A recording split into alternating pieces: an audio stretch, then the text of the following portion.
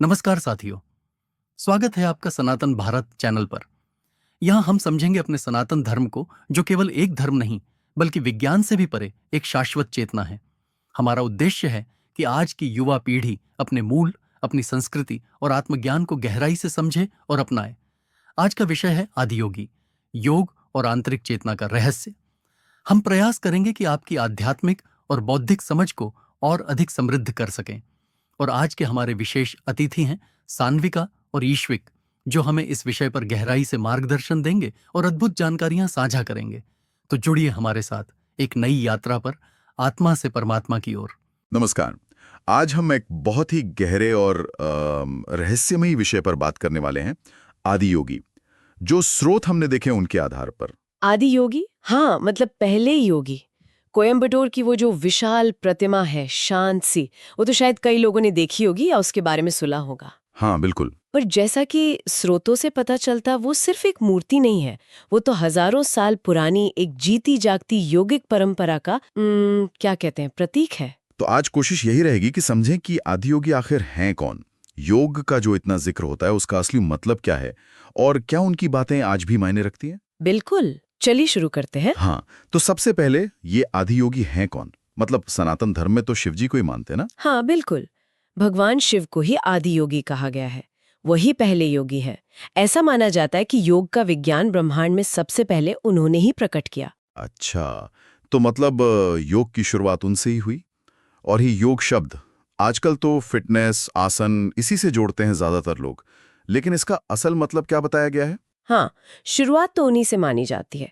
और जहां तक मतलब की बात है, तो योग सिर्फ शरीर को मोड़ना या कसरत करना नहीं है। स्रोत बताते हैं कि योग शब्द युज धातु से बना है, जिसका मतलब है जुड़ना या एक होना। जुड़ना? किससे जुड़ना? खुद का, अपनी चेतना का, ब्रह्मांडीय चेतना से जुड़ना। ये एक तरह का आंतरिक विज्ञान है, बाहरी कसरत से कहीं ज्यादा गहरा। दिलचस्प। तो ये ज्ञान, ये विज्ञान फैला कैसे? शिव तो कहते हैं हिमालय में कहीं ध्यान में थे। हाँ बिल्कुल, हजारों साल पहले की बात है। शिव हिमालय में एकदम गहन अचल ध्यान में लीन थे, बिल्कुल स्थिर, कोई हलचल नहीं। और तभी वो 7 साधक आए, सप्तऋषि जिन्हें कहते हैं। हाँ वही, ज्ञान की तलाश में वो वहां पहुंचे और शिव को ध्यान में देखकर उन्होंने इंतजार किया। और ये इंतजार छोटा मोटा नहीं था। स्रोतों में तो 84 साल का जिक्र है। ये थोड़ा यकीन करना मुश्किल है।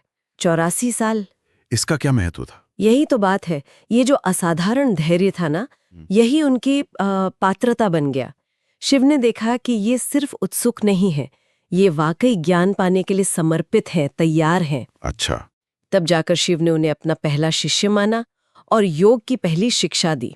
यहीं से योग विज्ञान का एक व्यवस्थित प्रसार शुरू हुआ। और उन्होंने सिखाया क्या? वो 112 तरीकों की बात आती है स्रोतों में, ये क्या है 112 तरीके? हाँ, 112।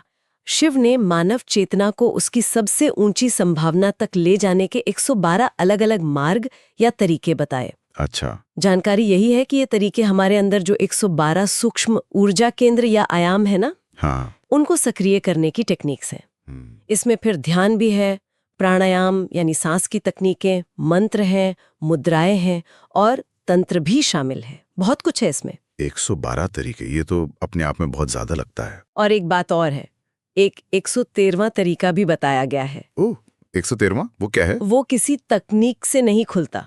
वो कहते हैं सिर्फ गुरु की कृपा से ही संभव है। शायद इसीलिए शिव सिर्फ आदि योगी नहीं, आदि गुरु भी हैं, पहले गुरु। आदि गुरु, सही। तो ये जो कोयम्बटूर में 112 फीट ऊंची प्रतिमा है, इसका सीधा संबंध इन्हीं 112 विधियों से हुआ फिर? हाँ बिल्कुल, ऊंचाई तो प्रतीकात्मक है ही, लेकिन उससे भी बढ़कर उसे एक ऊर्जा का केंद्र माना जाता है, एक जागृति का स्थान। अच्छा। हाँ, स्रोतों में बात आती है कि उसे खास ज्योमेट्री गणनाओं से बनाया गया है। मतलब एक तरह की सेक्रेड ज्योमेट्री का इस्तेमाल हुआ है, ताकि वो जगह ध्यान और आंतरिक रूपांतरण के लिए शक्तिशाली बने, पॉजिटिव एनर्जी फैले। ये ऊर्जा वाली बात सिर्फ कोयम्बटूर तक नहीं है शायद। आदियोगी का जिक्र तो कैलाश पर्वत से भी जुड़ता है। वो तो अपने आप में एक बड़ा रहस्य है, उसकी बनावट भी एक बहुत बड़ा प्राकृतिक ऊर्जा यंत्र है, एक शक्ति केंद्र। उसे धरती का मेरू भी कहा गया है, मतलब पृथ्वी का केंद्र। धरती का मेरू। और मान्यता यही है कि आदि योगी ने अपनी सबसे गहन साधना वहीं की थी। और ये भी कहते हैं कुछ लोग कि वो आज भी वहां है, सूक्ष्म रूप में। हाँ, ये एक गहरी आस्था है। योगियों और साधकों में ये विश्वास है कि आदि योगी की ऊर्जा आज भी कैलाश में महसूस की जा सकती है। जो सच्चे साधक है वो उस उपस्थिति को, उस मार्गदर्शन को महसूस कर पाते हैं। तो अगर इन सब बातों को हम आज के समय में देखें, ये जो भाग दौड़ है, तनाव है, क्या आदि योगी का संदेश आज भी प्रासंगिक है? मुझे लगता है शायद पहले से भी ज्यादा। आदि योगी का जो मूल संदेश है ना, कि बाहर उलझने के बजाय अपने अंदर झांको, खुद को जानो, ये तो टाइमलेस है। हाँ, ये बात तो है। योग सिर्फ शरीर को लचीला बनाना नहीं है, ये चेतना को फैलाने का, उसे विकसित करने का विज्ञान है। और ये सोचना कि चेतना को बदलने के, उसे बेहतर बनाने के 112 व्यवस्थित तरीके मौजूद हैं, ये आज की जो दुनिया है, जिसमें इतने डिस्ट्रैक्शंस हैं, इतना मानसिक दबाव है, उसमें तो शायद और भी जरूरी हो गया है। बिल्कुल सही। सबसे बड़ी यात्रा तो बाहर की दुनिया जीतने की नहीं है, अपने अंदर के आयामों को खोजने की है।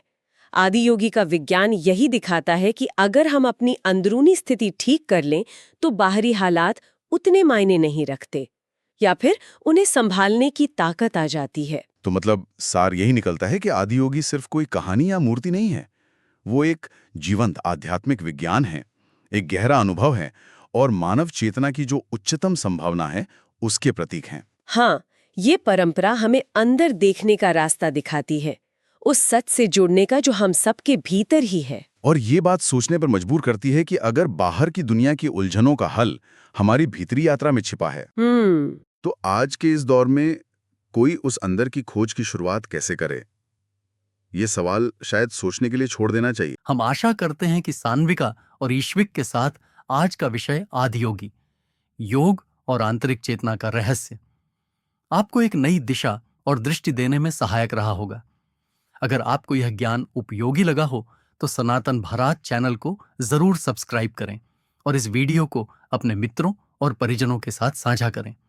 हम जल्द ही फिर मिलेंगे एक और गहरे और प्रेरणादायक विषय के साथ।